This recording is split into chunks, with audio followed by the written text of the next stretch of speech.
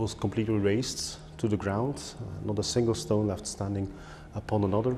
And in 4 years, nearly 500,000 people were killed here. Nearly everybody fled in the early days of the war. With the early days of the war, I mean when the front line was established near Ypres. However, some inhabitants stayed on until early May 1915. And on the 9th of May 1915, the last some 10 inhabitants still living in town were finally evacuated, which means that nobody lived in Ypres from May 1915 until spring 1919. It was literally a dead town. The only ones passing through it were military personnel from almost as much as 50 different countries. The front line ran to the north, to the east and to the south of the town, with the town really at its heart in the middle.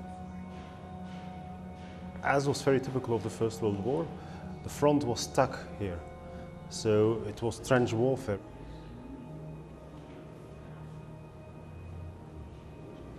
The Second Battle of Ypres began on the 22nd of April 1915 at 5 p.m. sharp. And that's actually the very moment that the German army used gas for the first time.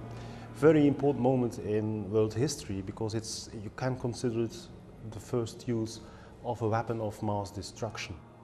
Some 2,000, mainly French soldiers, were killed after a couple of hours.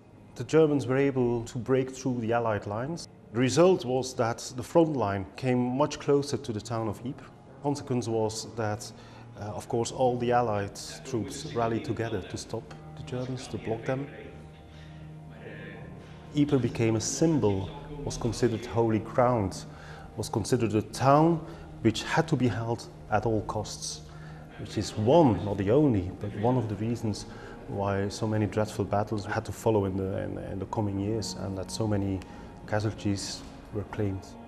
The first inhabitants returned to their destroyed town in 1919, and reconstruction began 2 years later. While many of the battlefields left their traces in the landscape around Ypres, places such as the In Flanders Fields Museum and the Menin Gate ensure the atrocities of the Great War will never be forgotten. For Trenches to Foxholes, I'm Air Force Master Sergeant Jennifer Foster.